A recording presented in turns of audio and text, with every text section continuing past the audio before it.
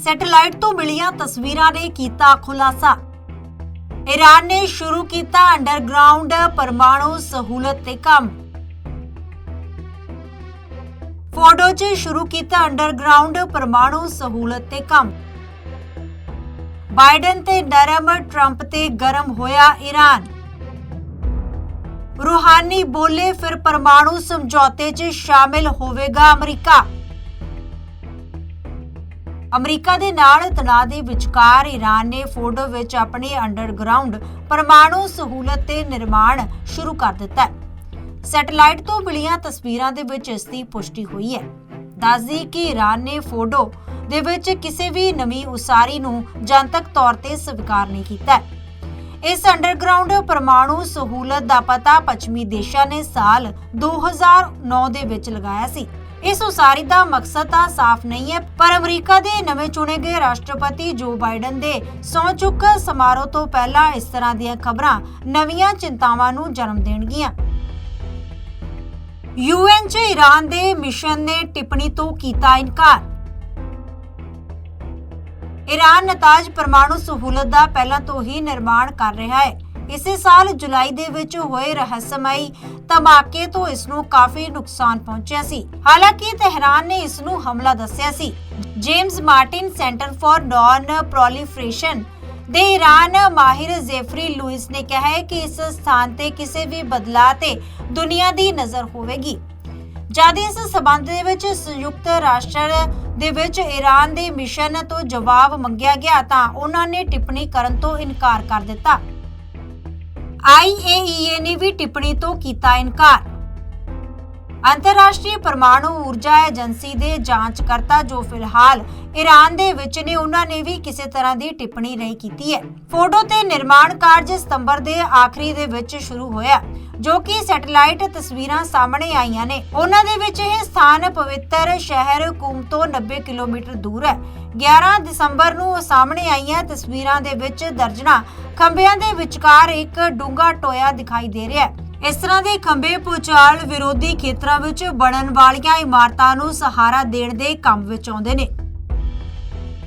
Iran ने की Biden की तारीफ। ईरान ने अमरीका के नवे राष्ट्रपति जो बाइडन की अगवाई की तारीफ की है।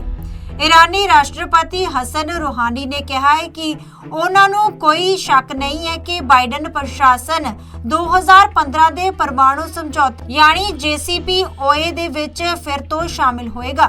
ਤੁਹਾਨੂੰ ਦੱਸ ਦੀ कि मई 2018 ਦੇ ਵਿੱਚ राष्ट्रपति डोनाल्ड ट्रंप ने ईरान ਦੇ ਉੱਪਰ परमाणु समझौते ਦੇ ਉਲੰਘਣ ਦਾ ਆਰੋਪ ਲਗਾਉਂਦੇ ਹੋਏ ਇੱਕ ਤਰਫਾ ਤਰੀਕੇ ਦੇ ਨਾਲ ਤੋੜਨ ਦਾ ਐਲਾਨ ਕੀਤਾ ਸੀ।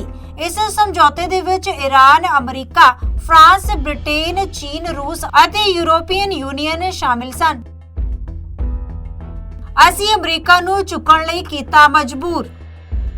रूहानी ने कहा है कि पिछले 3 साल ਦੇ ਵਿੱਚ ईरान ਦਾ प्रतिरोध भविख ਦੀ अमरीका सरकार ਨੂੰ ਝੁਕਾਉਣ ਅਤੇ ਉਹਨਾਂ ਦੀ ਵਚਨਬੱਧਤਾ ਨੂੰ ਵਾਪਸ ਮੋੜਨ ਅਤੇ ਉਹਨਾਂ ਦੇ ਉੱਪਰ ਲੱਗੇ ਪ੍ਰਤੀਬੰਧਾਂ ਨੂੰ ਤੋੜਨ ਦੇ ਲਈ ਮਜਬੂਰ ਕਰੇਗਾ। ਉਹਨਾਂ ਦਾ ਪਹਿਲਾ ਕੰਮ ਪਾਬੰਦੀਆਂ ਨੂੰ ਬੇਅਸਰ ਜਾਂ ਘੱਟ ਅਸਰਦਾਰ ਬਣਾਉਣ ਦੀ ਕੋਸ਼ਿਸ਼ ਕਰਨਾ ਹੈ। ਇਸ ਕੋਸ਼ਿਸ਼ ਦੇ ਲਈ 1 ਘੰਟੇ ਦੇ ਲਈ ਵੀ ਦੇਰ ਨਹੀਂ ਹੋਣੀ ਚਾਹੀਦੀ।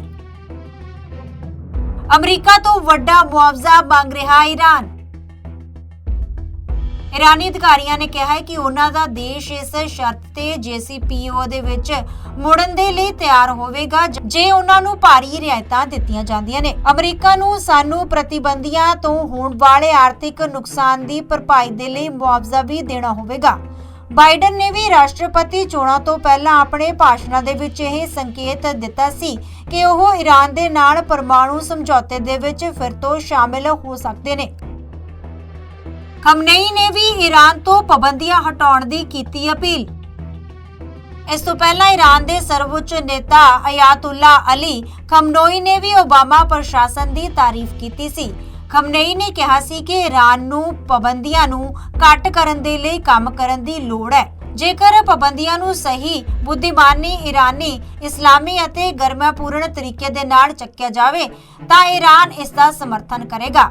ईरान ਦੇ 2 ਸਰਵਉੱਚ ਨੇਤਾਵਾਂ ਦੀਆਂ ਇਹਨਾਂ ਟਿੱਪਣੀਆਂ ਤੋਂ ਸੰਕੇਤ ਮਿਲ ਰਿਹਾ ਹੈ ਕਿ ਉਹ ਬਾਈਡਨ ਪ੍ਰਸ਼ਾਸਨ ਤੋਂ ਕਾਫੀ ਉਮੀਦਾਂ ਰੱਖਦੇ ਨੇ। ਅੱਤਵਾਦੀ ਨੇ ਟਰੰਪ।